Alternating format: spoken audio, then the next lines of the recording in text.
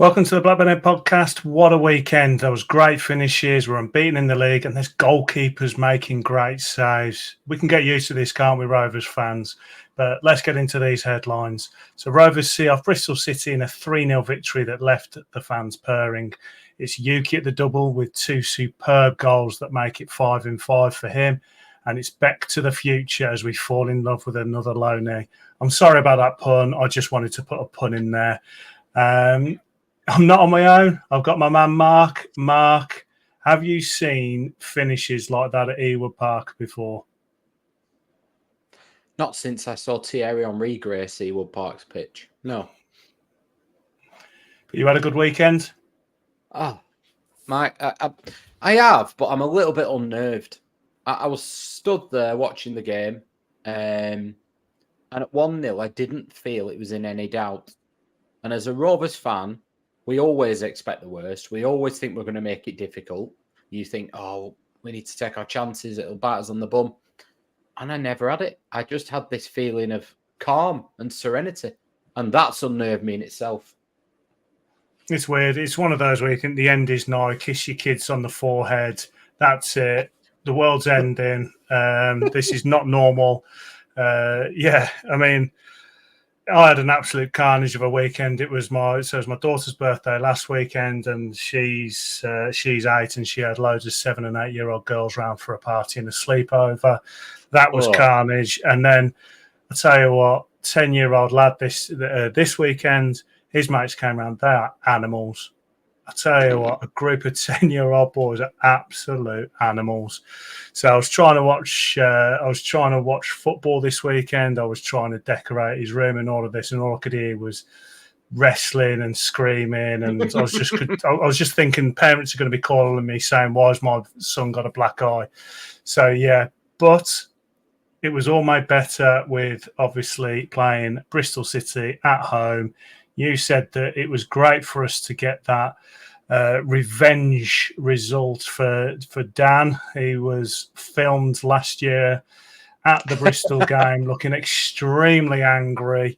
So, yeah, it was. We'll get into this game. So we've obviously got our match audio. Let's play that first. I'll tell you what, mate, I've got this really weird sensation of watching Rovers. It seems to be one of those now where we just seem to be getting the job done, and I don't feel uneasy watching us. I'm enjoying it. I mean, 2 fantastic finishes, unreal. Pairs making some great saves as well. This is weird, mate. It's weird. It feels weird. Normally we've got something to moan about, but yeah, all seems really positive. Strange feeling. The sun is shining, the weather is sweet, yeah. Easy work that today, pal. Tell you what, I quite liking this comfortable Rovers. I'm slowly getting a little bit optimistic.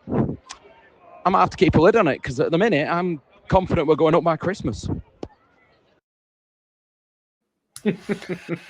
Well, mine came after yours, actually, so I don't know why mine played first, because you'd actually messaged me saying you felt uneasy, and it actually put it in my head then, because I was thinking, this is strange. This is like football manager stuff where you've got the right signings, everything seems to be going, you've got the right tactics. So, yeah, I mean, looking back, I've watched the game again. I agree with your reaction there. It did seem relatively straightforward. Looking back now, do you agree with what you said initially? Have you had a chance to look at it again? Yeah, I mean, I was slightly tongue-in-cheek up by Christmas. Obviously, it'd be Easter. But, yeah, it was straightforward. I wasn't so sure how much was them being poor, so I paid a bit of attention to their fans' reaction. And their fans were quite scathing. They felt like they didn't get going. There was a lack of effort accused. And I struggle with that. I don't think players put a lack of effort in. I think sometimes they have a lack of belief. And we saw that, didn't we, last year at certain times. So I think there was probably a bit of both in it. However, we focus on Rovers. So from our point of view, I thought there were some good performances. I thought there were some key moments that players got right. and I'm sure we'll go on to, Ainsley Pear's save, Danny Bath's block. But I thought there was just, like we talked about last week, there's an inner belief for me in this team that in what they're doing. They believe in the plan. They believe in, we've questioned before if John Eustace can motivate them. And there was an interview, wasn't there, with Travis, and he talked about how he puts videos on before the game and he motivates them in that way. I don't think he motivates them in sort of a brave heart and they're all coming out screaming out the tunnel. But I do think they've got this inner belief in what they're doing. And that this is, do you know what? If we stick to the plan, more often than not, this is going to work. And if we all do our jobs, it will be okay. And it just looked like that. It looked like they were all really calm on the pitch, that they knew what they were doing. And once again, there was a slightly different game plan, but there was a game plan evident. And I just love the fact that we're so versatile at the moment. I know we're winning, so it's always easy to think that. But I just love the fact that it's like we know what we're doing. Like we're going into a game with a clear plan. And that plan won't always work. Sometimes, we might go to Preston, we might line up with a plan and you look at it and in hindsight and go, what the hell were we trying there? It went massively wrong. But I think the players believe in it and they're giving it everything they've got within the parameters of that. Yeah, it's like he's done his homework, isn't it? Where previously it's been, we're going to do it this way. And if we beat you, great. We're going to beat you 4-5-0. And if we lose, we've tried our best and we're going to lose 4-5-0. So it does feel like he's done his research. He's done his homework. He's got all the guys around him that he now wants. And we're going into games, exactly as you say, with a clear plan of how we're going to do things. The interesting thing that I found was I use whoscored.com quite a bit to have a look at some of the stats after. And they've got like a momentum graph. And it was the first few minutes, it was all Bristol. And then it is literally all Rovers after that. And back in the day, I say back in the day, under JDT, it was the opposite way around. It seemed like we would absolutely go forward at the start. And if we score, like we've said it plenty of times, if we score, we'll win the game. If we don't, we'll probably go on to lose it. And the momentum shifts the opposite way. It looks like at the moment we seem quite willing to sit back at the start, feel it out. Are these tactics going to work? Yes. And then we just open it up and go for it. Now, there was a bit of a gift to the goal from the Bristol point of view. Obviously, he had to finish it off, but it was great to see Travis get that goal. You could tell how much it meant to him. You can tell how much it meant to the squad. And like you said, that team spirit, that camaraderie, that effort that they're putting in, that we thought we saw under JDT, well, actually, we're now really seeing it. It's a team that is fighting for each other. And I think, like you said, these characters that we've got around the team, it seems to be that they're all really pushing each other on. Dolan, he was one that I was going to bring up a little bit later on, but he's doing a lot more dog work that I've never seen him do before. I just felt like we went into the game, we got that gift, and usually we come back a little bit and we let them press. It just didn't happen with this. Now, yes, Bristol were pretty poor. And again, looking at the stats, they didn't get very good stats at all, and rightly so. But you can only play, you play your way. And whether they're playing poorly or not, previously, we would still give a team an in, and we didn't do that. But it did rely on players like Pears to have a good game. Obviously, Ohashi's goals we'll get into. But let's talk about the starting lineup first. When you saw the starting lineup, obviously you've got Beck there because of Pickering's injury. We'll get into Beck shortly as well, because I know you've got a lot to say about Beck playing left back. But you've got Hyam, Bath and Carter. So Carter played on the right because of injuries. He had a great game, didn't he? I think we've talked about this a few times now. I think a lot of Hayden Carter. I think there's a lot of growth in him still. I think he'll be one that will play in the Premier League with or without us within a couple of years. But I do think there's an element that we almost waste him as just a centre half and a two, because I go right back to the game against Norwich, against Nottingham Forest. when we had the yellow kit and it was a Macron, I think it recover right maybe, and he was down the left wing, and on his wrong foot he put a cross in, great cross. There was the one this season against Derby with the check back. He scored for Portsmouth from miles out. He can play that position. He's and got I it actually in think, yeah, he has. And I think when I saw them lining up, I've liked what I've seen of Danny Bath so far. I actually think it was forced on us because there's a bout of illness going around the squad. But actually, I think it's not a bad thing to have that in our back pocket. If we're going away to, for example, a team like this weekend where there will be a different ball game, they will start to lump balls into your box and say, right, can you stand up to this physical test? Having another 6 foot plus defender there, who's mainly a defender, that's not going to do any harm at all. And he's mobile enough to play there. I don't worry about him getting turned and getting caught out like that either. So I actually think it's just another option now to do that. Yeah, and it's weird having this depth. We've cried out for it. And yes, there's players that have gone that we didn't necessarily want to go, but we brought in a lot more that they've actually added quality to the squad. They've added depth. And what was interesting in this game is previously we've had to make subs to change the game, and we didn't have to do it this time. And he let players play. He let the lads carry on. I mean, the first sub was 71st minute, and that was Lewis Baker coming off. So he does let the players play. If it's working, he doesn't change it. But that, to me, this game just proved that he's not just sticking to a script. He's feeling the games out. And Eustace will make the changes if he needs to make those changes. He's done it in previous games, and it's worked. I mean, there was games where all the subs scored, and it's crazy. He just seems like he's a footballing man. And yeah, we questioned him last year. We were obviously wrong because he's doing great this year.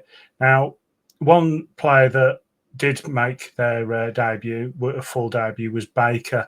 What did you think of Baker? He was playing on that left wing. It's not his natural position, but did he show quality in your eyes? I think he looks like he was out of position. From the snippets I've heard from when he was at Stoke, he's played there before and he's not been too happy about it. I thought it was very telling, though, that we chose to play Lewis Baker out of position there when we had other options. But yeah, for me, he just didn't quite look comfortable. I didn't want to judge him on the performance, but I thought he didn't look that comfortable. That said, I understood it in the sense of we had a clear plan out of possession. There was times where they had the ball, but that wasn't because they were dominating. That was because we let them have the ball. We sat in a shape and we waited and waited for the opportunity, and then we pounced because they were passing. There was a point in the first half where they were passing it around and their crowd were cheering and olaying, but it was so sarcastic because they were going nowhere. And we were just we were in control without the ball, and I liked it. But yeah, back on Baker, I just didn't think he was quite comfortable. I think there might be a time and a place for it, but not for me. No, he's definitely that centre mid, isn't he? And what was interesting to me is obviously Siggy was injured. We've got other players that couldn't necessarily play, but JRC. Was there anything coming out about him? I didn't hear anything about him coming. He was unused sub. There was 5 players apparently that have come down with this bug. Some were in the squad, some weren't. So maybe he could have had it. Yeah. And for us to have a squad that had that issues and still come out 3-0, it is brilliant. But one player that we do need to talk about is Peters. So under the microscope all the time, and he always will be. I don't think he'll ever recover from the mistakes he's made, and as Rovers fans, and whether he's going to be the future or not is up for debate. Personally, I think he's on borrowed time, but that's another question. But he did keep us in it. He did make a couple of good saves, one down to his right. It was a lovely reaction save. A one-on-one was a good brave save. What was the feeling in the ground with Pears? Did he seem supportive, or were people still on edge with him? They were in terms of the saves, but the thing that people talked about more. So like what you just said is absolutely right, and that was kind of a discussion point as you're coming away from the ground. And the immediate thing thrown back was, yeah, but there was the one where he dallied on it and gave it away. And Rovers fans can't let that get out of their head. He does one thing a game and they can't see past it, really. And it's just goes back to that Wigan game for me, where we've just not got that inner belief in him. And it'll take a long time to build that belief up, and it will take the slightest error for it to completely disappear again. Yeah, he is on borrowed time. And the funny thing is I look at the Rovers social media, and every time he does have a decent game or do anything decent, they are piling the videos out of the things that he does. And you can tell the media team are really trying to say to fans, look, he did this, and he did this really well. And he does. Some of the stuff he's doing that we're celebrating is relatively standard for what I would say a top championship keeper. The save down to the right, it was a good save, but probably most keepers are going to be making that save. So the kind of keepers who I would want at Rovers should be making those kind of saves. The one-on-one is just being brave and standard. The Newcastle game last year, he did have a brilliant game, don't get me wrong, but it's very rare, and he is probably on borrowed time. But there is an element of we need to give him a chance to keep his number one jersey, and he did himself no harm in this one. There's two other people I want to go on about.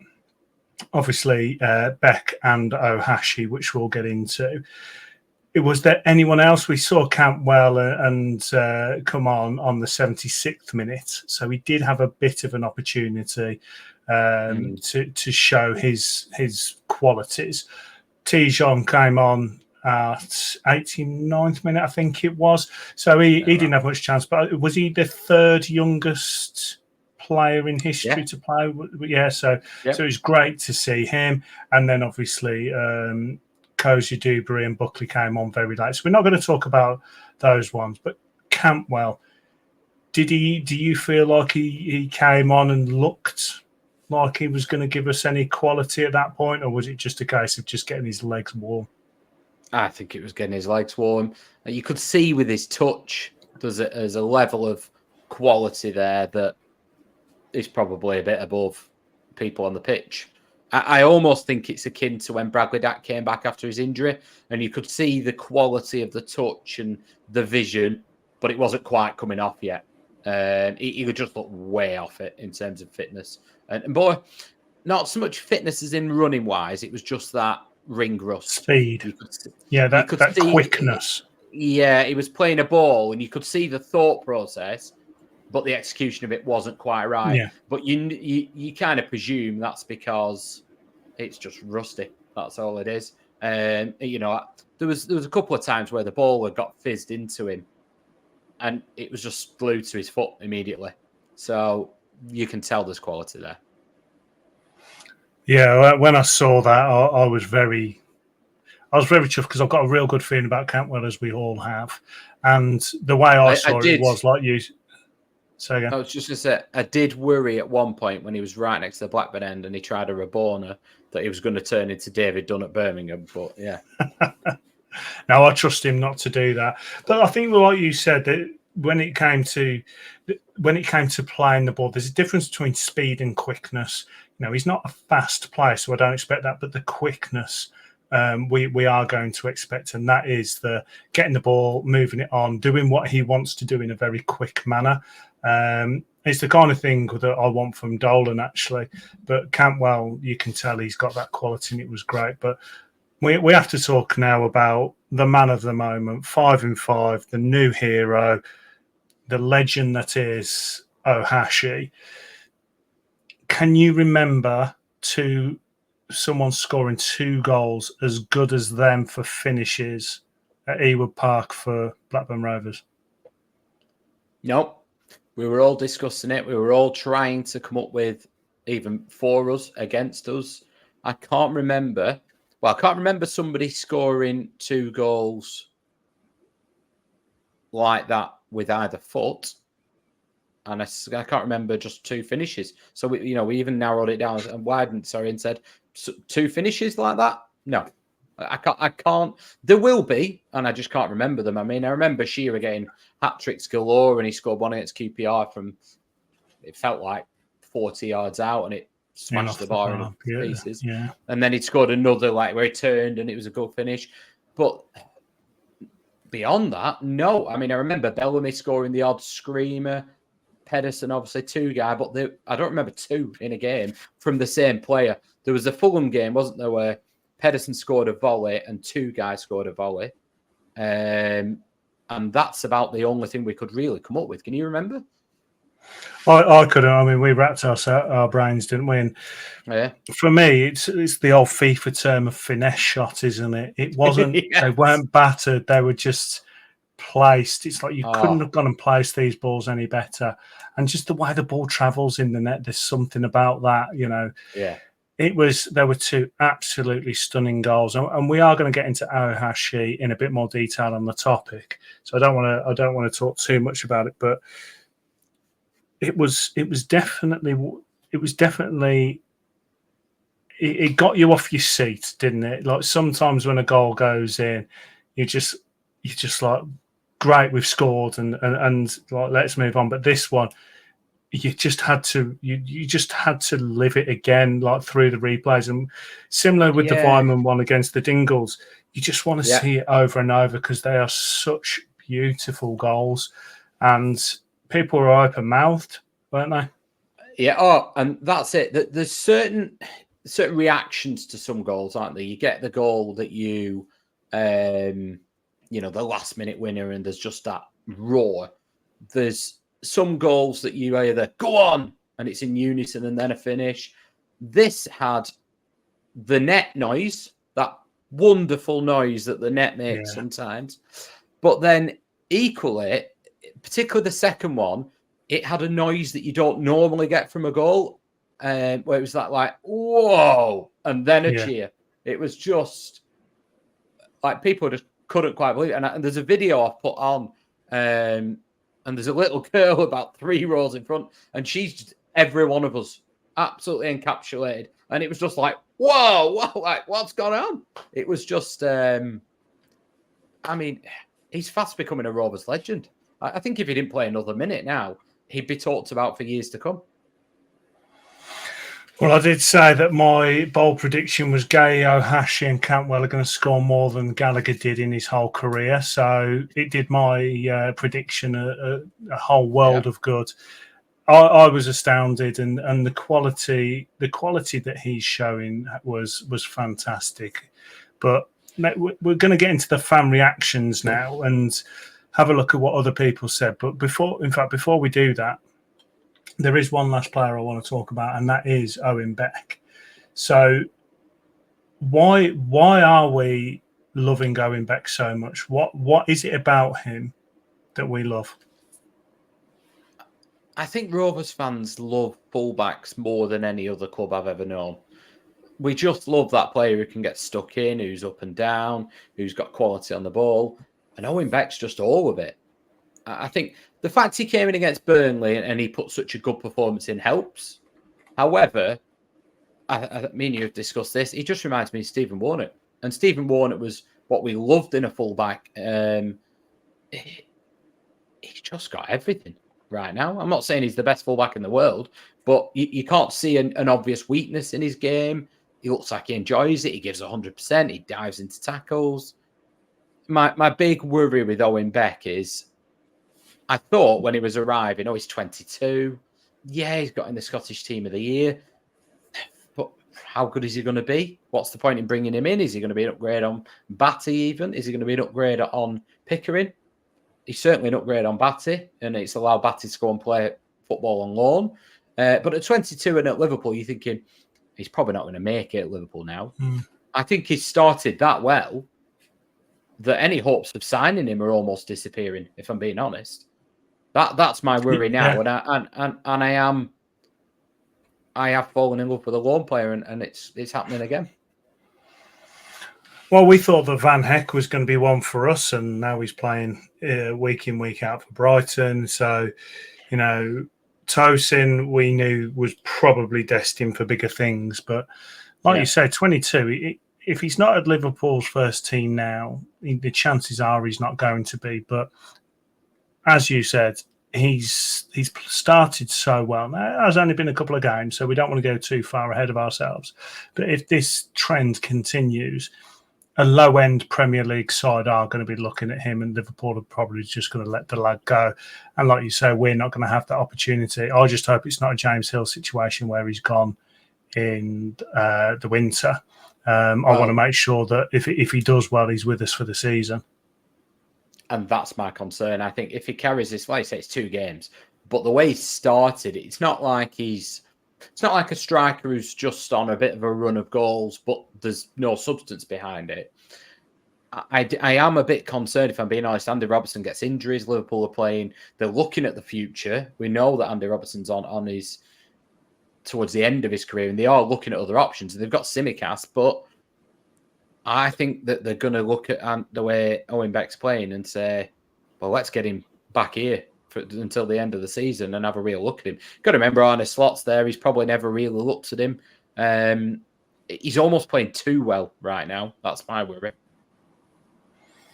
Yeah, and if he carries on, Pickering's not going to get his position back.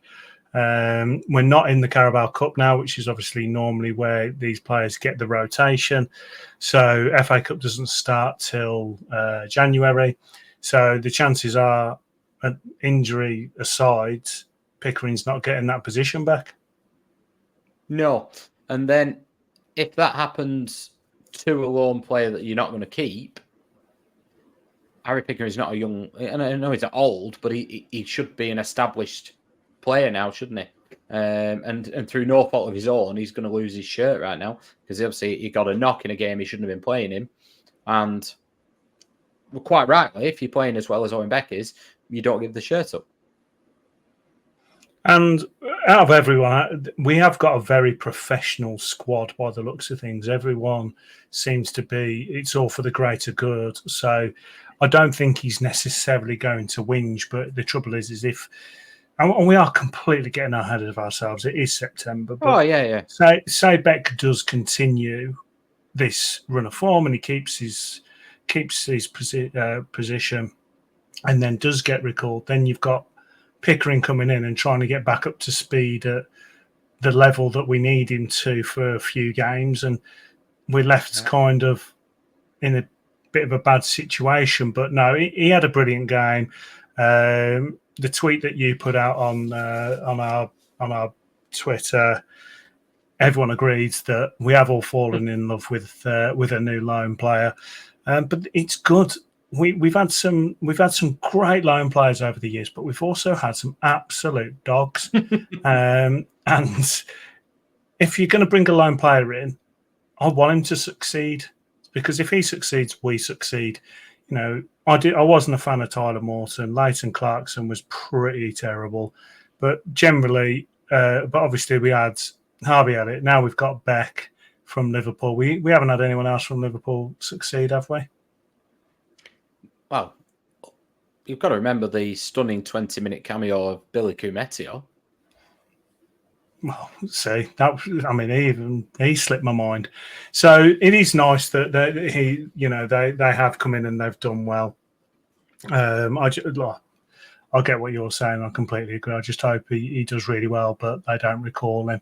But let's move on now to the fan reaction. So this was on the Rovers post. So these are the reactions to the results. So Hayden Carter's mom actually put, great performance from every single one of them out there today. Well-deserved 3 points. I think that's because her son played quite well that day. Tommy BR 1875, 9s and 10s all over on the pitch. Beck, Trav, Yuki, Dolan, everyone. Can't fault this squad's work rate and heart. Everyone playing for the badge and you'd love to see it. Yuki's special. The quality is unreal. 4-star pairs was great for a change. Ref was good. I've never seen anyone comment on the ref in a match reaction, but fair play.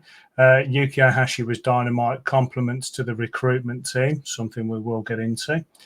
What else? I can't read that one. Talis John said, we are going up. So, yeah, very excited there. And this is an interesting one. Tom, literally not a bad performance from anyone today.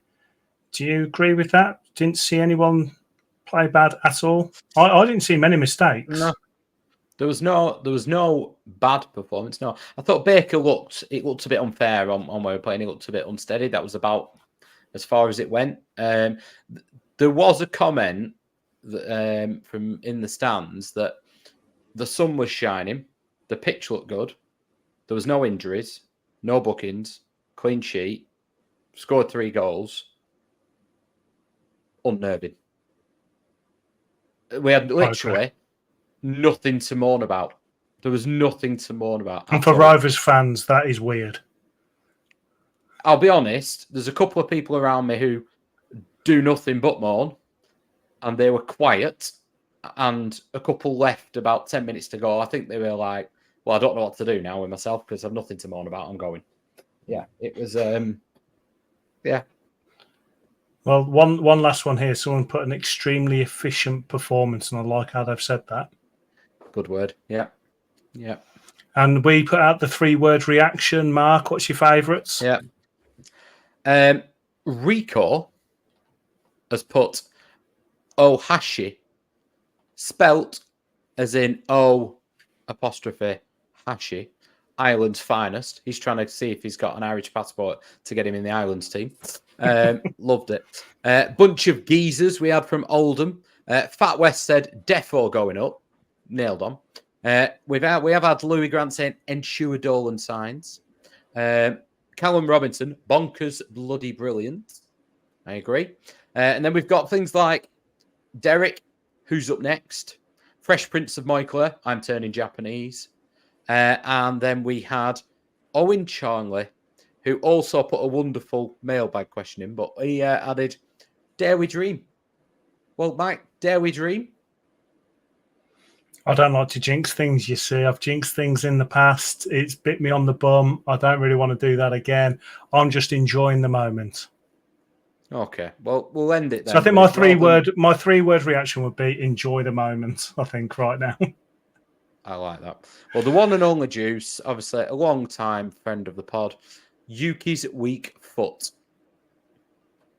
That was Yuki's weak foot. Doesn't have one.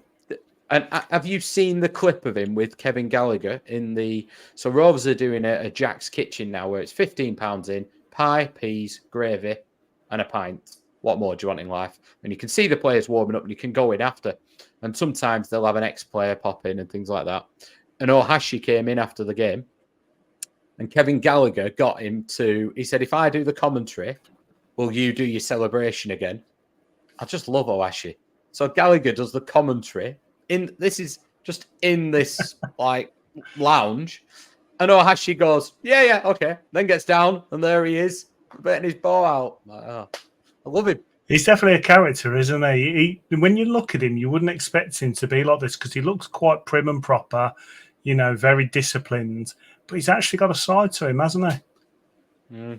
I love him. I've told you before. The chant is that he drinks Asahi and does karate, but he also drives a Skoda. What more do you want? And he shops in Lidl and Aldi. The man's a legend. Oh, what a legend. Okay, so let's move on now to the game that is on Sunday lunchtime. Another derby, local derby, and it is Preston away. Now, moving on to this game, let's talk about the last time we played them. We were 2-0 up at their place. We thought everything was rosy, and it comes back to 2-2, and it was a very disappointing day in the end after taking that 2-0 lead. Now, they're not in the best of position at the moment. They're in 21st. We're obviously up in 3rd. They've had some relatively poor results. Is this a good time to play them? I'm not so sure. I mean, they've just drawn 1-1 with Middlesbrough, haven't they? They've got obviously a new manager in Paul Heckingbottom. He's played 4, I think. Let me just double check that. Yeah, played 3 in the league, 1-1 drawn, 1 lost 1. I think this is another big test for us. So we've gone away to the Dingles, and we know that they're going to play the ball around, and they're going to play one way. Preston are going to be a completely different test. We know what they did at Ewood to us last year when it was men against boys and they were putting memes out for fun. But it was. we were poor, but it was too easy, wasn't it? That came at that period of time when anybody, Cambridge, nicest possible way, slung balls into the box, and we panicked, and we could. It was almost comical how bad we were in the air and from set pieces and things. And Preston really exploited that. We went to their place and went 2-0 up rapidly and then crumbled, but didn't lose, which is a bonus. But I think this is a really big test of this team. They've handled every single test bar this one. They've not had, they've had the away game and a derby of sorts, this, isn't it? But they've not had the real physical teams yet. Derby are a little bit like that, but Preston are quite extreme at it. They've got some big units and they sling the ball high and fast. So it's another test for us, but I don't feel like we're not equipped for it this time. Whereas I did last time, I thought I couldn't see a way of stopping it. But this time I think we're equipped for it, and it'll be interesting to see how we stand up to it. I think if we go to Preston and look strong and win, I'm going to dare to dream, because then we've ticked off every box for me. Everything that you could say, well, can they do it here? Can they do this? Can they do this? They've ticked them all off. And I think that the team's got everything, every way of winning, but then they proved it for me. Yeah, and we've said earlier in the pod that John Eustace does his homework, and he's going to know exactly what he needs to do to go to Preston and get a result. I don't think we're going to go to these places anymore and just try and eke out a draw. We're going to go out and try and get all 3 points, and you can tell he's got that in him. I don't like saying I'm confident about games because I just hate doing that. But if you are going to play a rival at the moment, you do want them to be in this situation, because yes, they've got some results, but it's still a work in progress for them. They were in complete dire straits, and we are flying. We've got some players that are hopefully going to be coming back, so there can be a little bit of rotation. We've got over a week for people to get themselves sorted, rested and ready. I think it is a really good opportunity, like you say, to prove a point. Like, do you know what? We are here. Everyone thought we was going to be relegation candidates, and that we was this weak-willed club, and that we was just destined to fall again. Well, actually, Eustace has got us firing. He's doing his homework tactically. He's willing to change things when he needs to. We seem to have a little bit more depth. We've also got some players that are very experienced now in the Championship. So you have your Danny Bass, you have your McFadgens that are probably willing to come into this game and take an elbow to the nose just to stop it, put their bodies on the line. The one thing we didn't discuss actually in the Bristol game, you did allude to it, but about Danny Bath putting his body on the line and stuff, we have players willing to do that. And when you've got players willing to do that, other players will look at them and go, I'm going to play like that. That's what your Danny, your Hyams and your Carters want to see. They want to see people doing that. And they're like, well, if he's doing it, I'm going to do it. And I do think we're now raising our game in these derbies to actually go in there with a bit of bite, with a bit of fight, and be willing to do it. Gay's back, isn't he? It was only a one-game suspension, wasn't it? So chances are he's probably going to see the pitch because of the kind of game that it is. Do you think it's going to be that he starts, or do you think he's going to be coming on? Because can you really drop Ohashi? I wouldn't. I'm glad I'm not John Eustace. I think take the 2 goals away from it. This is a game, physical, away, that you would probably suit Gay more. I think if I was going to make the call now, I know you should say, oh, well, I'll pick players on form, and if they've done well, they'll keep the shirt. I think I would be sitting down with Yuki and saying, there's a role for you in this game, and it's the last half hour. I want Maktar to come on. I want Maktar to start the game, hold them up, work them, tire them out, win the ball, but you're going to come on and win the game for us. It'll be tight, and you will come on and win the game. And I think that's the role that he plays in this one. It's a tough call, though, isn't it, when you've just bagged 2 worldies the game before? Yeah, and I did see some comments saying that he scored these worldies, but he did it at a time of the game where Bristol had kind of dropped back, so he had a chance to run in. I think they were trying to poo-poo his run, basically, which I didn't really like. But he actually is a really physical player. Yeah, he will get himself in these situations. He will put his body on the line. We saw with the header against Norwich, he's willing to do that. So I'm more than happy with either. I understand either with Ohashi. Yes, he scored these 2 goals when Bristol were dropping back, but he still had to do it, and the finishes were amazing. Oh, yeah. But he's proved with his other goals that he's willing to do the dog work as well. I think my worry is with Gahey is when you said about the sending off and he's got previous, if he's going into this game again, after coming back from suspension, is he going to be a little bit too tentative? Is he going to be a little bit worried, saying, well, I don't want to get myself into trouble again? Now, yes, his red card was just silly, wagging the yellow. But I worry this time he might actually be too tentative because he doesn't want to go into another derby and get himself sent off again. But I agree with you. I'd probably like to see Gay start and really put himself about and have Ohashi in there. I can't see Campbell getting an opportunity to start at all. No. Maybe get more minutes if things are not going against us. But is it another opportunity to maybe see Ohashi behind Gay? I'd love to. I would love to see that. I just think that Dolan's work rates against Preston, I would probably stick with Dolan, if I'm being honest.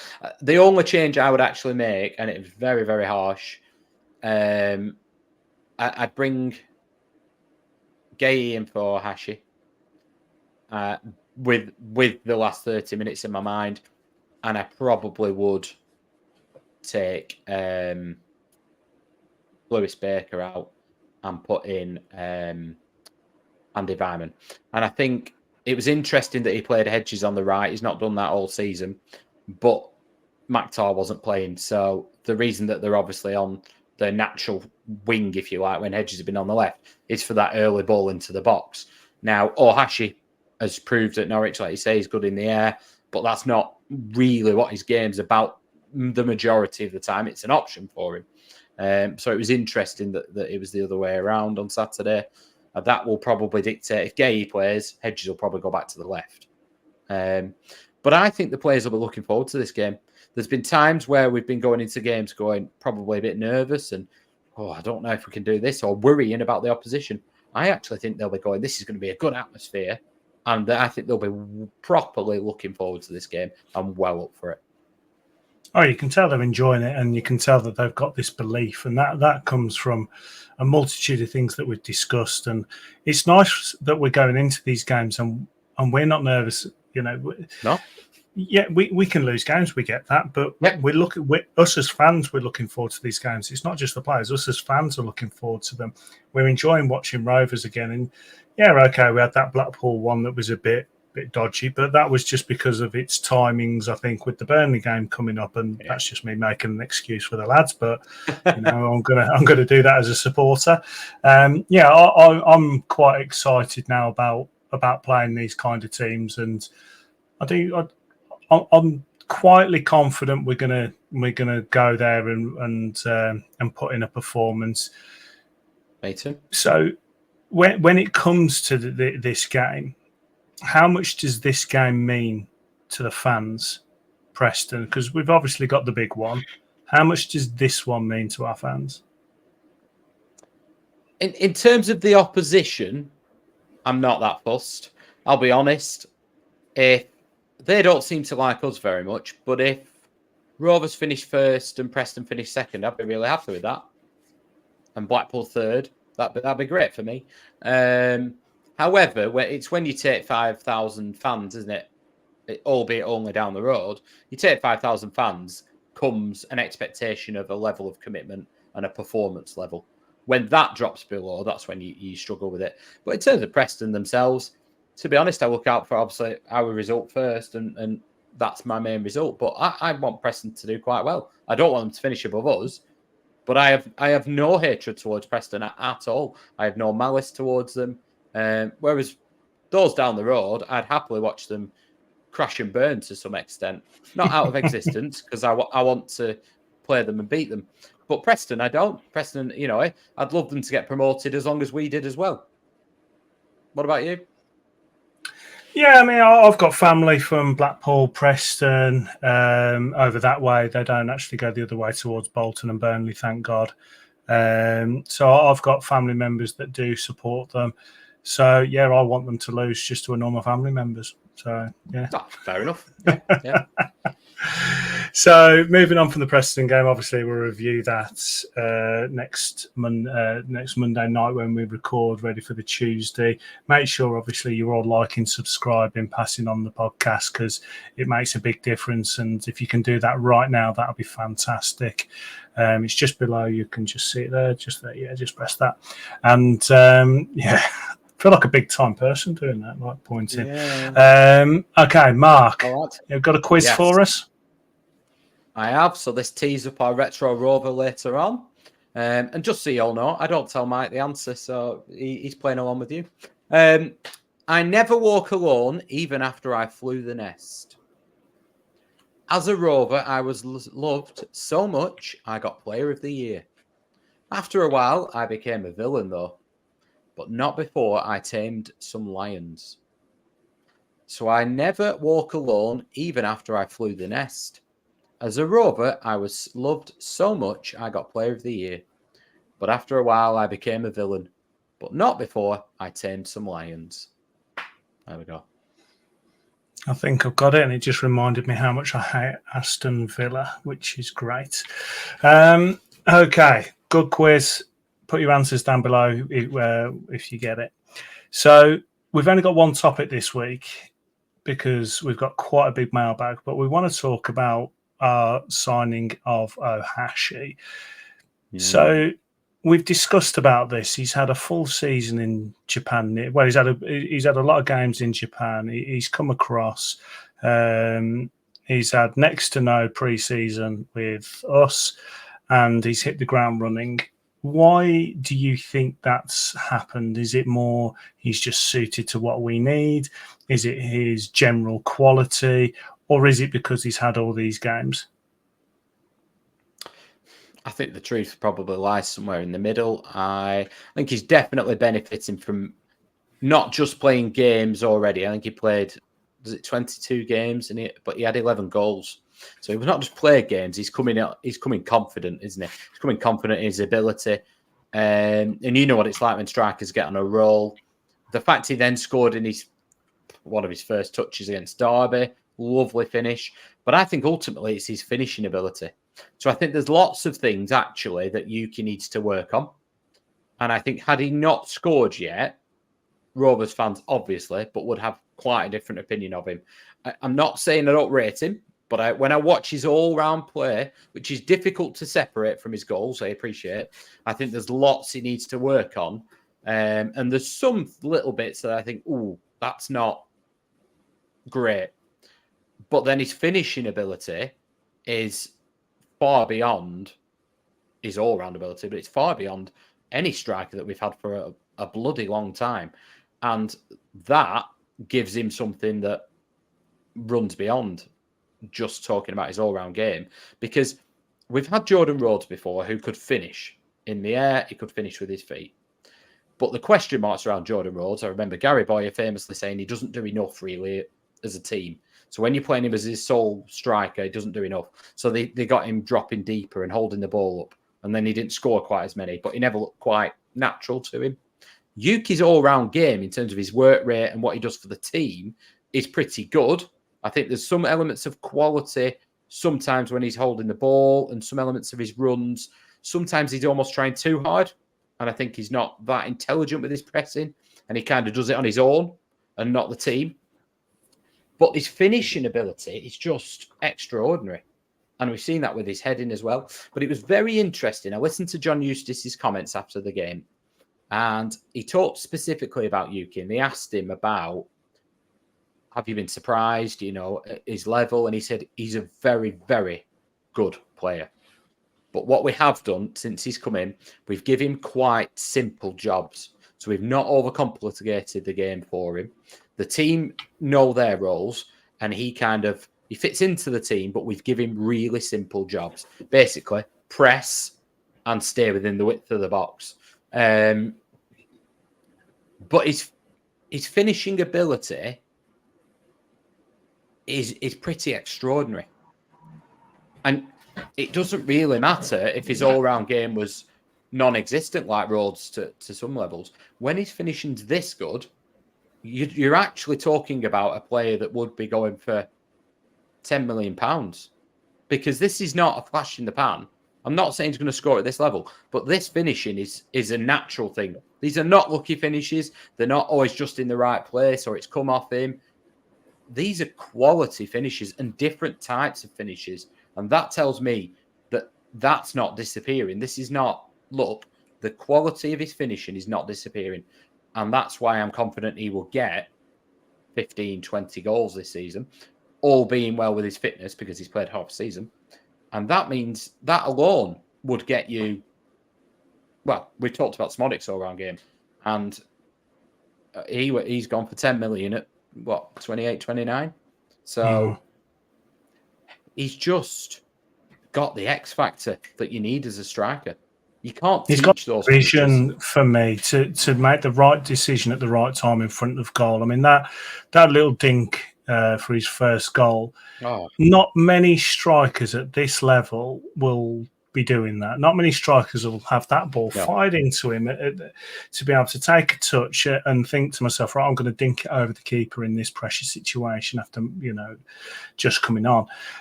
The goal against Norwich, like you said, he's got these different parts of his finishing game. He had it in the cup as well, but he was willing to have that header. These two finishes this weekend, they've been fantastic.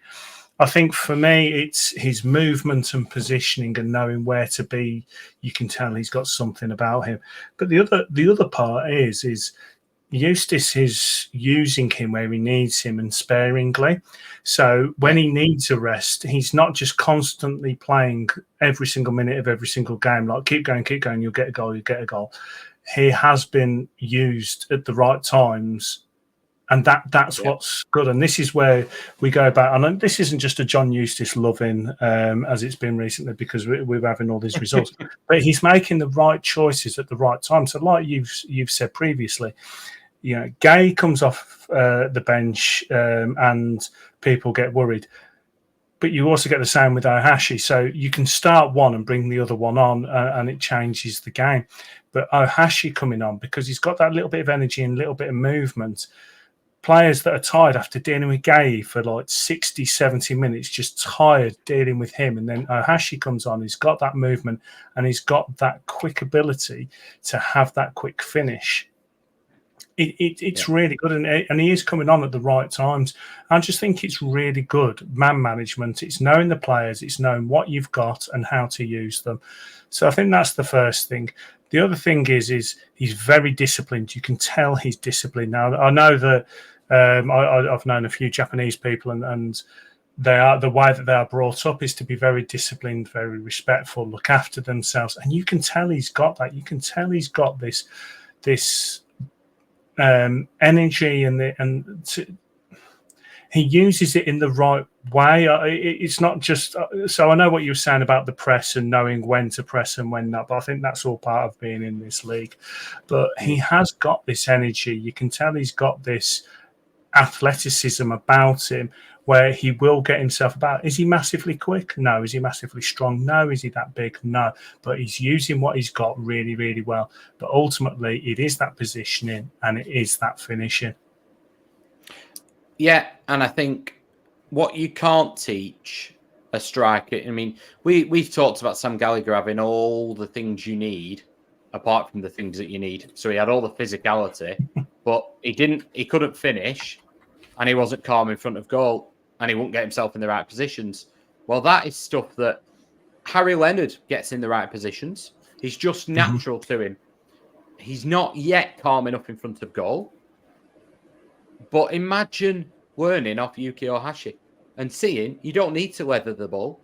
He never, ever looks out of control when the ball's at his feet in terms of in the box now or approaching goal. The Derby goal and both of these finishes were so... And even the header, actually, at Stockport. The one at Norwich was different. That was just brave and a good header.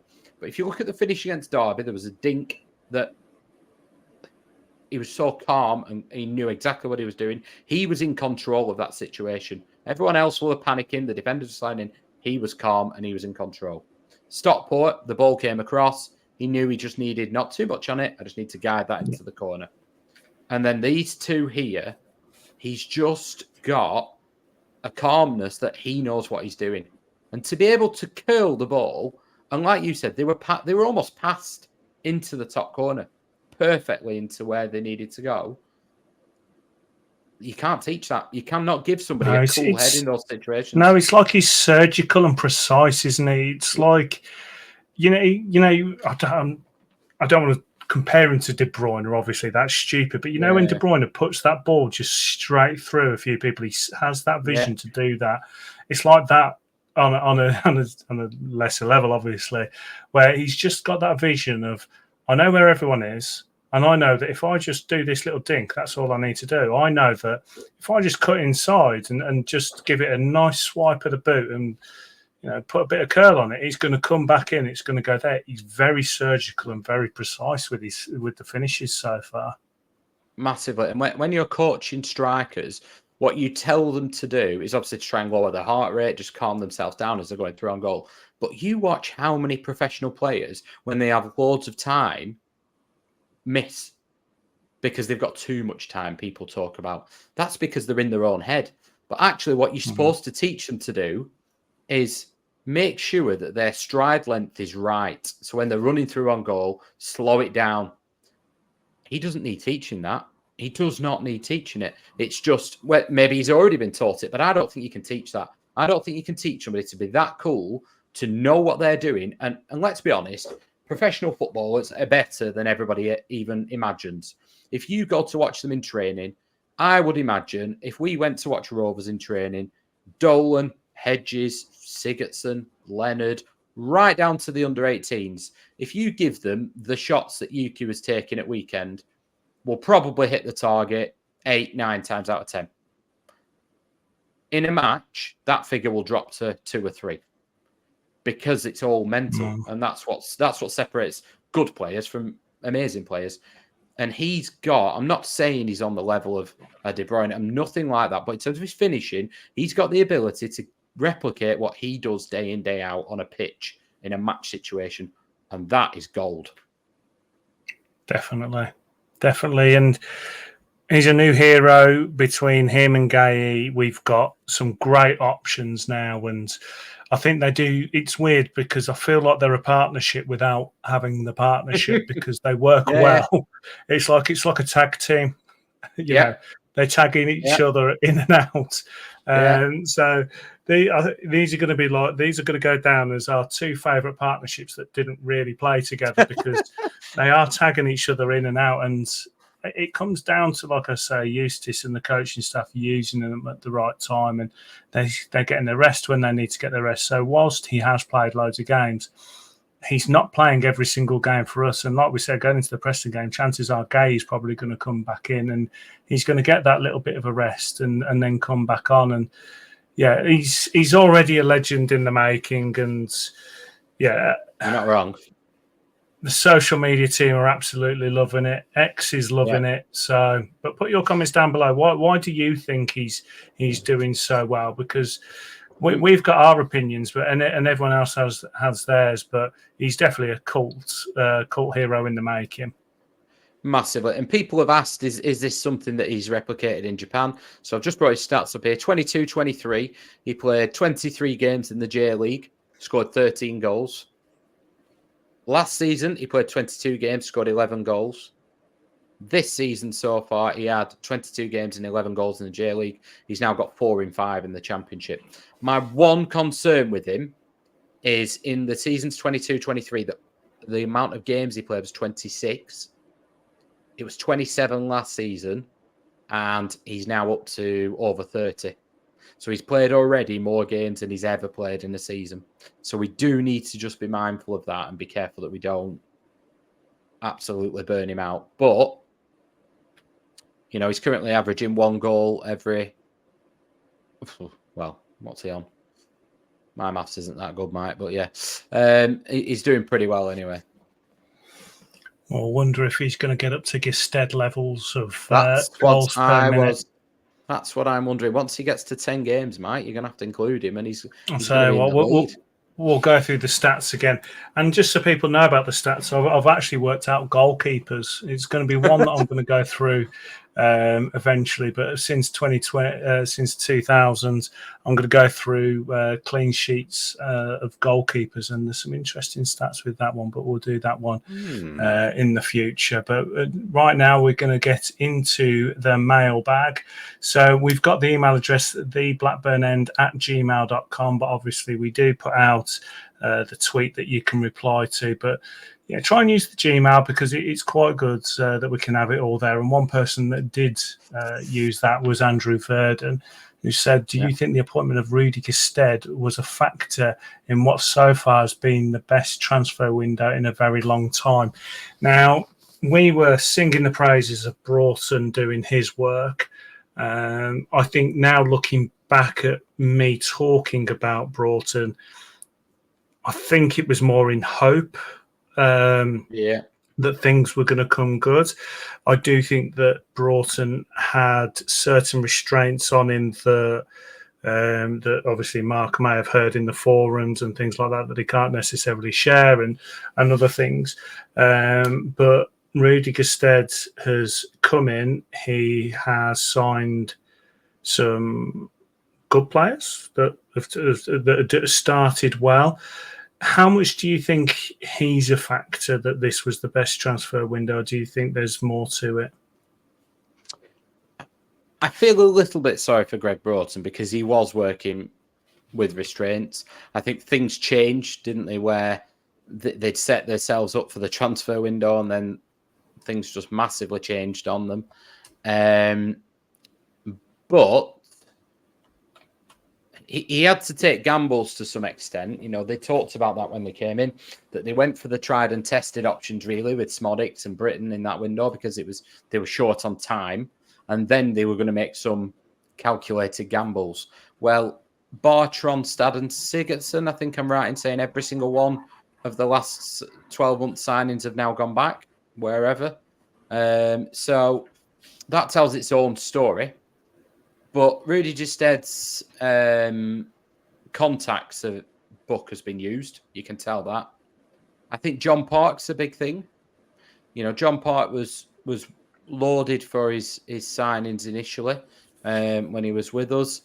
And he was, I'm pretty sure I'm right in saying he was at the club when people like Dak came in. Mm-hmm. But what I think's been a big difference is the change in approach. So we've now gone to an approach where, we've still got the transfer committee, if you like, but actually we've gone to an approach where we've not just gone put solely down youth. We've brought in a real balance. And if we'd have just brought in Kozia Dewberry and Mfumbe and a few others, it would have been the same this season. We brought in things that we were severely lacking. They've identified they were lacking pace.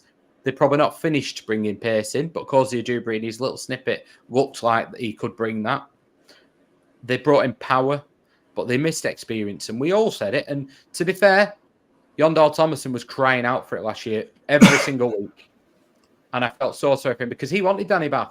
So Danny Bath would have been here last season. What a difference that would have made at times.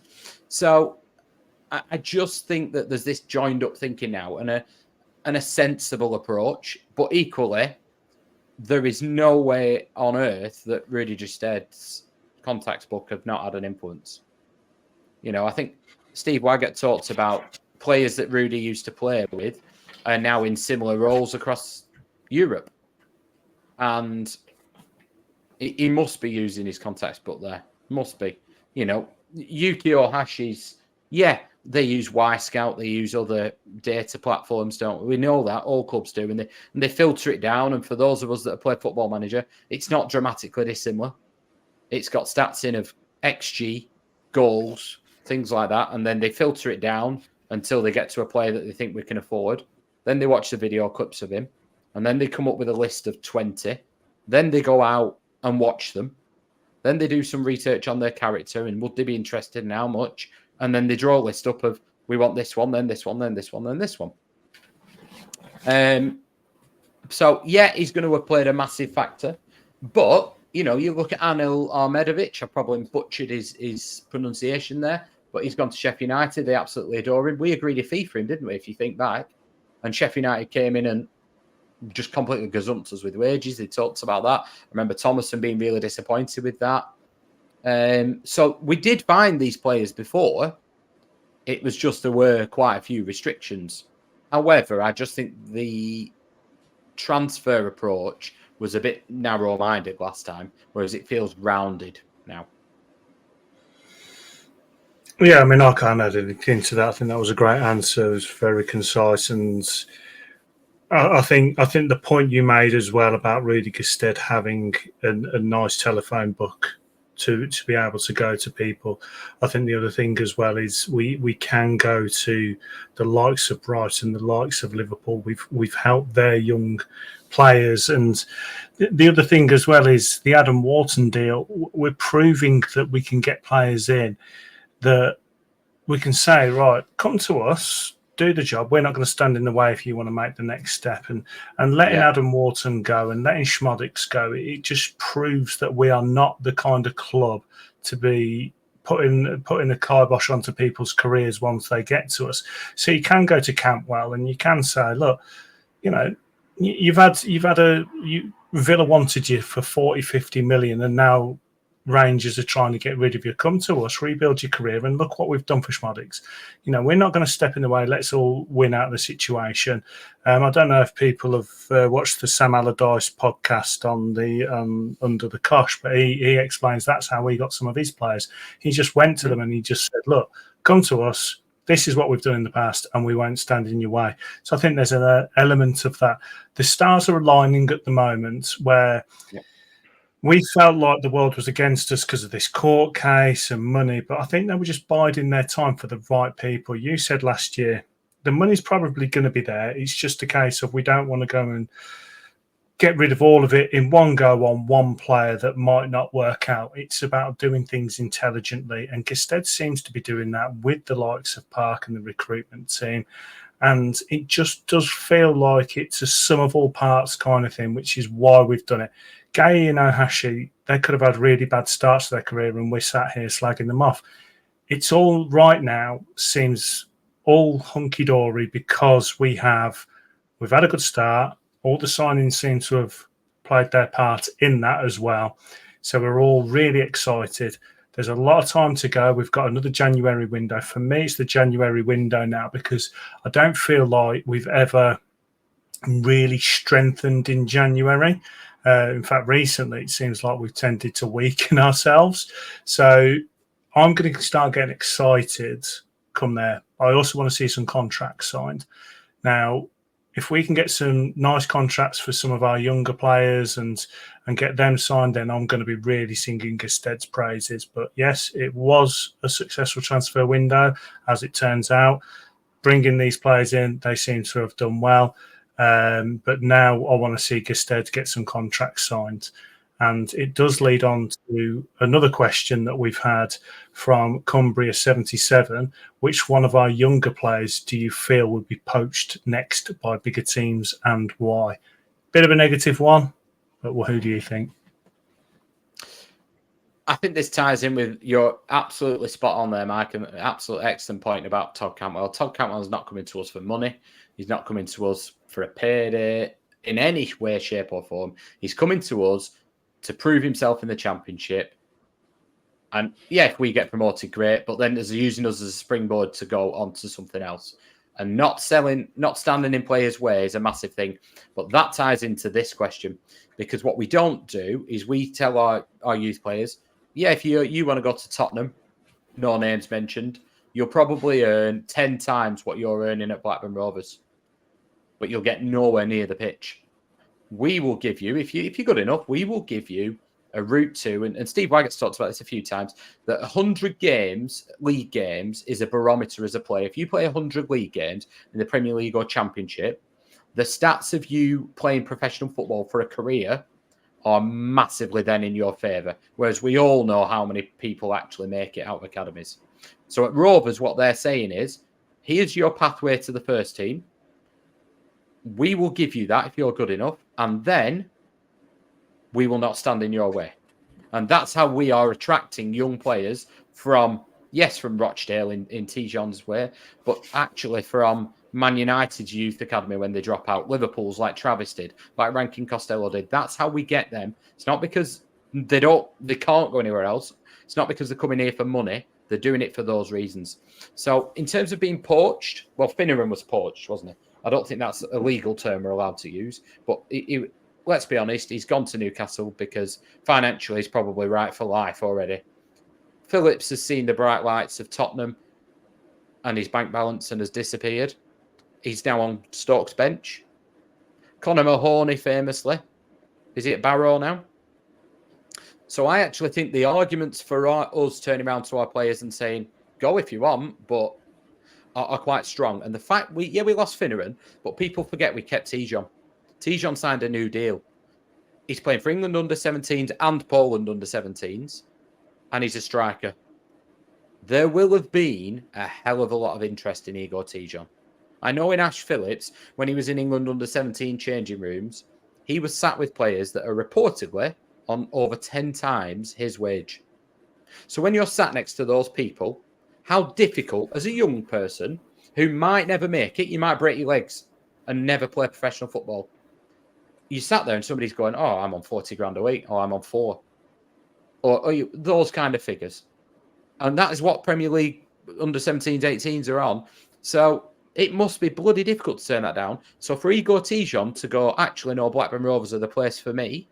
Yes, he's going to want game time, but fair play to him. So I don't think, in a very long answer, Mike, but I don't think T-John's going to be the next one in line because he could have done it now. It would have been easier for him when it would have just been a compensation fee.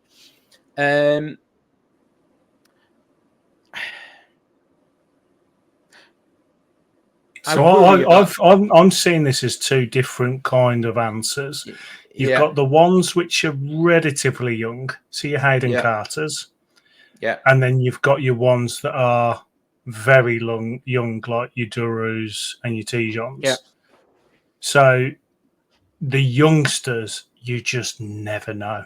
Like, I thought Finneran was going to sign. I know there was musings, but I thought he was going to sign based on the Wharton thing. He'd come through after Wharton had gone, and I thought that was going to be him. So when it comes to youngsters, I can't answer because I just don't know. But I think the next big one to leave is probably Hayden Carter. Newcastle sounded him out. You've said earlier in the pod about how he can play different positions and he does really well in those positions. Yes, okay, he's made the odd mistake, but players do. But look at what he's done well. I think he's probably the one for me from a young player that isn't a youngster, if you know what I mean. I agree. I think Hayden Carter's played a lot of football for a relatively young centre-half. I think he's got room to grow. He's got all the raw materials. I think there's obviously an area to improve with him, but I think he'll be the next one. In terms of youngsters, my point was, I don't think any of them are just going to be snapped up right now. I think they've all, if you look, they've recruited well in terms of Aidan O'Doherty and we've got Mafumbe. So they're trying to put effort into that, but they've also tied the existing ones down to new professional deals. And that's a key point because that's when we have a bit of control about it. So the worry is Ash Phillips signed a deal like T-John did, but then had a release clause him. So yeah, the release clause one with Ash Phillips, I feel like we panicked on that deal. And I think I think when it's been asked, it was kind of that was the only way he would sign the deal. That was the only way. So it was that or a compensation figure, which is what, 200 grand or something that you get. It's nothing. Yeah. What I would say is Igor Tijon we paid a fee for from Rochdale, so that helps us. He's played for us. He's played in the England under-17s. He's just signed a 2-year deal. So even if he's got a release clause, I think it'll probably be a bit higher than what Phillips's was. But equally, I'm pretty certain there'll have been interest already. So, yeah. And as much as it's frustrating to see us develop these players and for them to go, I'm quite proud. I'm proud of the academy. I'm proud that we've got these players that come through. Like we said, the more that come through and actually make a success of their careers and move on and make some money, which ultimately is what they want to do, the more chance you've got of getting younger players in the future when they're ridiculously young, like 8-9 years old. You know, it's a joke. That's a whole different conversation. But they're going to academies and, you know, they want to join academies where they have the best chance, where they're not just a number. In my area, you've got Villa, you've got West Brom, you've got Blues, Wolves, and I do quite a lot of work with a lot of youngsters that go into the academies, and the amount of parents that say to me that their lads have been to every single one of those academies by the time they're 14 is a joke, because they just picked up and dropped. I was dropped myself by West Brom when I was younger. I knew it was going to happen because I wasn't good enough, but by the by, they were more than happy to just, you know, bring you in, just say we're not renewing, and they didn't know that I was okay with it. So when you've got a club like ours that is putting as much as they can into their academy because they want as many players out of their academy coming into the first team, it does make me really proud. And yes, it's frustrating when they do leave, but when they come and they go, all it is a good advertisement that we're doing things right. And if we're doing things right, there's going to be more joining. So great question. It does lead on to another one from FPL Darwin. Would you stick with Carter at right back once Britton is fit? So if Carter isn't sold and he's still a Rovers player, would you have him at right back? Now, we've spoken about that right back position, and it seems to be that whoever plays there seems to do quite well. So it seems to be now our strongest position on the pitch. You've got Britton, JRC, Duru, and now Carter being able to play there. I'm guessing Pears will have his go at some point. And Ohashi will probably play there, Gay. You know, they'll all have their job there at right back. But the latest sensation was Carter. Do you think he's going to slot back in at centre back, or do you think he's better than Britton? I wouldn't say he's better than Britton there. And it was interesting with Eustace saying that they had to build in a different way, having Carter there, which might also have had something to do with why Hedges played there. I think I would stick with him regardless for Preston because of the height thing. But then I think it'd be daft to just do that. Right? No, that's what we're doing. I think I would adapt based on whoever we're playing. And I think what you've got to remember how well Callum Britton was playing. Yeah, I'm a big fan of Britton. I know he's had his odd mistakes, but footballers do, and I don't judge him on the odd one. I think what's interesting with this one is I've always said that Heim and Carter is my centre-back pairing. Now, Heim's been decent this year. He's not been hugely impressive, but he's done the job. But I do think that Heim and Carter are my centre-back pairing still, even with Danny Bath playing quite well. So that means Britton does come, and Britton's had his games where he's overlapped on that right wing and had fantastic games. And I'm just not ready to drop Britton when Britton's fit. I think he's a cracking player, and I think that we look better going forward, and defensively he's been quite solid. So one last question that has been aimed at me, but we're going to talk about it. It's from Tim DYO. One for Mike. What's the noticeable difference between Pears last season and Pears this season? Is it him, the players around him, the management, or a bit of everything? So we've discussed it now.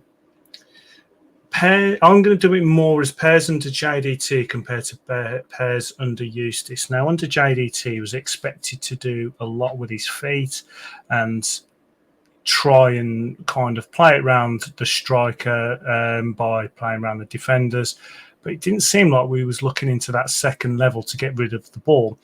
It seemed like we was just passing around for passing's sake and waiting for someone to make a mistake. It was very frustrating to watch under JDT because at the end of the day, when you're in the Championship, we've said it before, you've only got so many boxes you can tick for a player, let alone a goalkeeper, about what you can attract. So you could have them wanting to be big, strong, fast, all of this. You can't tick every box because if you could tick every box, they would not be playing for Blackburn Rovers in the Championship. So, and Pears was one of them. And I think that playing under JDT, it was not feeding into Pears's strength, so to speak. And it was very much playing into his weaknesses, which was ball at his feet. Now, I think what Eustace does is Eustace doesn't mind them playing around at the back, but there's also that if you feel uncomfortable, just lob it into the second level or even just get it down the pitch.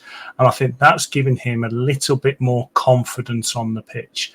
Now, when it comes to the fundamentals of goalkeeping, I haven't seen anything different this year to what I have with last. I still think that coming for certain crosses, he looks a little bit shaky.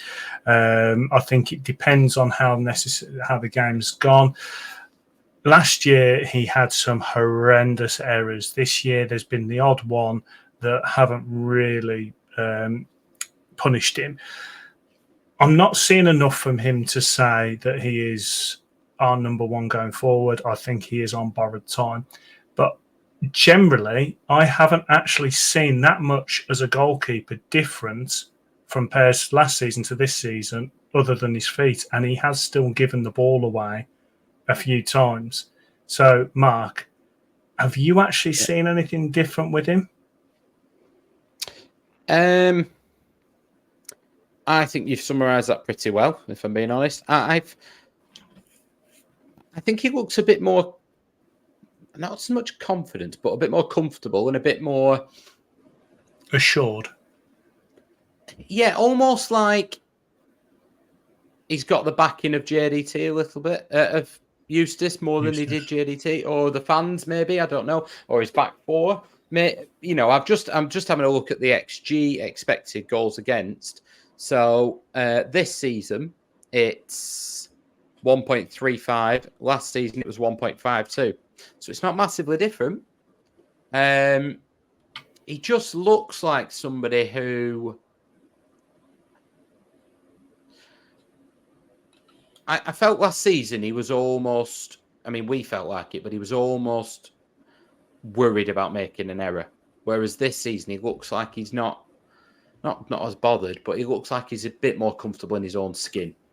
I mean, you look at that Sheffield Wednesday game, he'd gone back to being a wreck of a player. It was an embarrassment, wasn't it? Not just where he kicked the ball and it went over. He was crumbling again. You could see it in every element of his game. I've not seen that from him yet. But equally, the back four are more organised. He's got Travis and Tronstad in front of them. The team are defending better, which is why the XG against surprised me. I thought that would have been quite a bit lower. But yeah, so have I seen much more? Well, I'm absolutely desperate No. to go into the goalkeeper stats that I've got in front of me now. But I don't feel like we're ready to go through this after 1 hour and 20 minutes of podcast. But his overall minutes per goal conceded is still not great. No. Without me going through all 89 goals he's conceded at Blackburn Rovers, I can't tell you what was his errors or anything like that. All I can do is say to you that he, if it looks like a duck, sounds like a duck, and quacks like a duck, it's normally a duck. And we all seem to think that he makes a lot of errors. We've seen it from the Wigan game onwards. So chances are he does make these errors. I just think that we've played a little bit more of a forgiving game this year compared to others. I think Eustace has brought that in. And I think that plays into the nervy thing. There's two nervy things for a goalkeeper.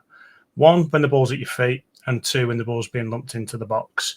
And he worries me at both of those. He can shot stop, that's great, but I can go down the Sunday League Park and find you a ton of goalkeepers that can do shot stopping.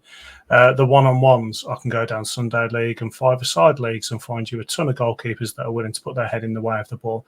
That's not the talent. The talent's what's between your ears, knowing when to do things, how to do it, and like you say, being mentally strong. And as much as it's a complete character assassination of the lad, and I hate to do it, he doesn't look mentally strong. When things go against him, he looks very whingy, very upset. And I think that's what's gone against him. So is there a noticeable difference? I agree with you. I think Eustace has pulled his confidence up. I think Eustace has built him up because that's what Eustace does. You can tell that Eustace is a man manager. He's someone that just wants to get people bulled up and confident, and you can tell he's done that. But he's got a mistake in him, and one mistake turns into two, turns into three, turns into four. He will be on borrowed time. But I think what we're seeing right now is some extremely good man management that we didn't get from JDT. Yeah. I think if I was going to search for something, I do think he's been better coming for crosses. I think he's been more decisive.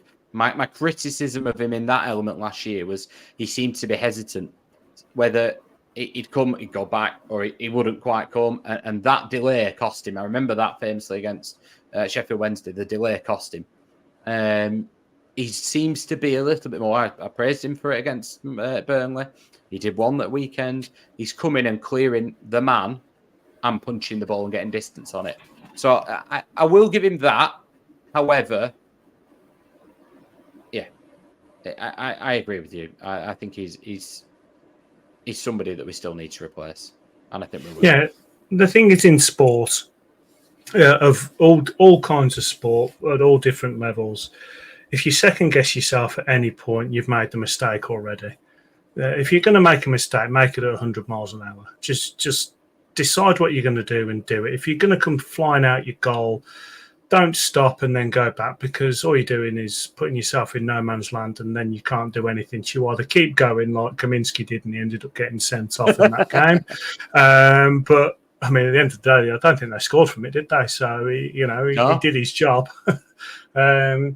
But yeah, if you're going to make a mistake, make it 100 miles an hour. Just go for it, but own your mistake after. He doesn't seem like the kind of player that owns his mistakes. And there's always something. Yeah, the Sheffield Wednesday one where it was a dodgy back pass we could talk about.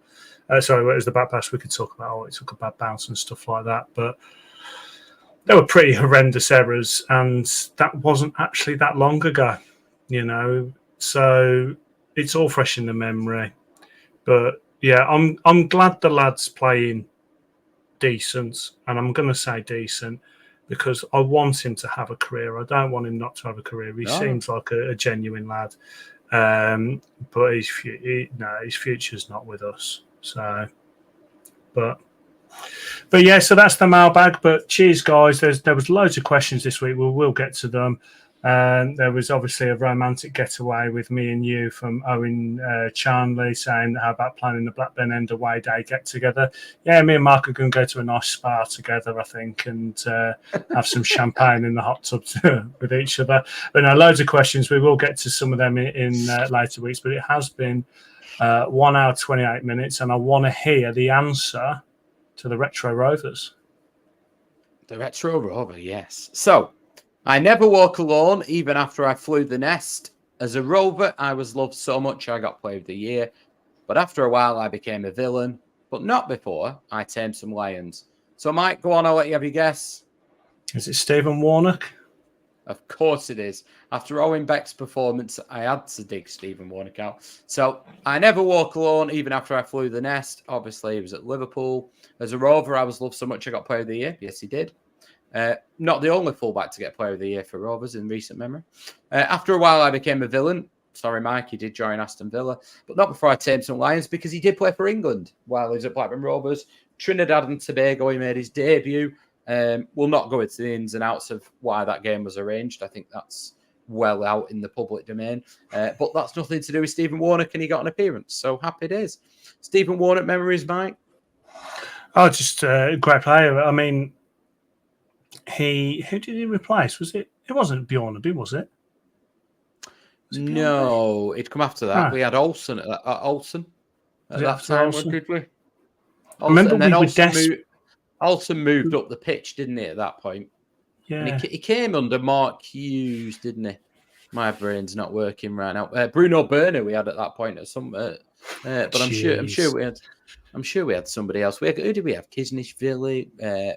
He signed at the same time as Samba, didn't he? So then they both made the debut away at Luton in the FA Cup. It's when we really had a solid defence, Fredo behind them, and it was a really, really good defence. And it was a nothing signing, wasn't he? It wasn't like he came with fanfare or anything like that, but he ended up being a really, really good player. And I believe the last player to play for England as a Rovers player.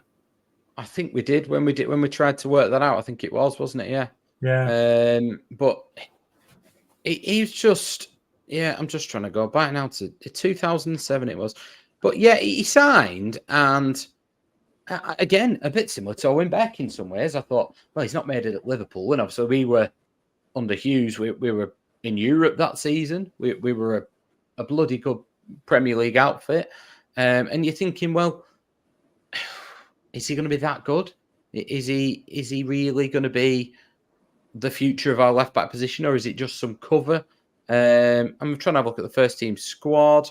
So it was the season before when he came in. Let's have a look. First team squad. So we had Kisnishvili was number 3. I knew that, but he wasn't. So Michael Gray. Yeah, that was it. Great player. Great player. Because we got a decent amount for him when he went, didn't we? About 6 million, I think. Yeah. Yeah. But I watched the podcast that he was on, which that might have even been under the cosh as well. And he told the story about how he was supposed to be joining Blackburn, and I think it was Gerard Houllier was Liverpool manager, and he just blocked it. He was supposed to be coming because Lucas Neal was supposed to be going the other way, and then Lucas Neal changed his mind and said, "No, I'm going to West Ham," for whatever reasons Lucas Neal chose to go to West Ham. 60 grand a week reasons I think were involved. But that left Warnock in limbo. But then Rovers came back, and Mark Hughes, he said, rang him and said, I'm coming back in for you in the summer. So Mark Hughes had seen something in him. But for me, he's after Graham Lasso, he's probably the best left back I've seen at Rovers. Again, similar to I know it's Owen Beck's played 2 games, but the kind of things we were saying we like from Owen Beck, up and down, fully committed. But actually then, as the team got weaker and he moved into midfield for a spell, he looked a good footballer as well. I think he played on the left wing for Coventry when we signed him. He'd been on loan there. Just a really good footballer, and rightly so went on to play for England. And he captained Villa for a bit, I think, and I think he might have gone to Leeds and captained them. So he's obviously a good egg as well. He's a leader, yeah. And, we see him on Sky Sports now, don't we? And he talks in nice terms about Rovers. So it's always good to have an ex-Rover infiltrating the media, because we don't normally get a bit of a sniff, do we? Other than this Barclays man trend, we seem to be all over it. Everyone's nominating Rovers as the Barclays team and things. I'm letting it ride. I love this. Well, I got in an argument with someone because they said that Wigan was better than ours for like cult heroes and Barclays. And I'm like, nah. I listed loads. I'll have to get that list out and we'll tweet it out. But I've said that we've had more Streets Won't Forget players than any other club, because the whole point of a Streets Won't Forget kind of player is they never really went big time. They stayed at kind of that middle level, and we had loads. And I reckon, in fact, let's put this out to everyone. I reckon Rovers could make a Streets Won't Forget a Barclays man team. an 11 Yeah, of definitely. legitimate Barclays men. So we'll put that out there. We'll create Number it for one, the next Brad week. Friedel. Job done. Oh, obviously, yeah. My hero. There we We'll go. put Warnock at left back. Yeah. Definitely in the comments, put that on. Is Warnock your left back in that team? So yeah, put some comments on your Barclaysman, cult heroes, Streets Won't Forget, Rovers 11 down below. I think we should do that as a topic for us next week as well. Yeah. And we'll read out some of the best ones. But Mark, I love that retro Rovers. It's been a good one. It's an hour and 35. We said at the start of this, we was worried we wouldn't have anything to talk about. It's potentially now one of the longest one we've done. We just love talking Rovers. Hopefully you guys love listening. Mark, it's been a pleasure. No worries, Mike. And I hope we get a nice 3 points at Preston. And then the day after, I won't have much voice, but I will enjoy talking about how Yuki, Ohashi, and Matt Targaya destroyed the Deepdale Duck. So, yes.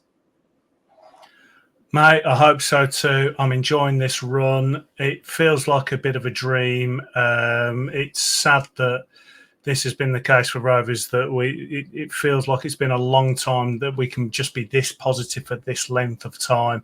It's been a great conversation. Hopefully you guys have enjoyed it too. Comments down below, like and subscribe, and we'll see you next week.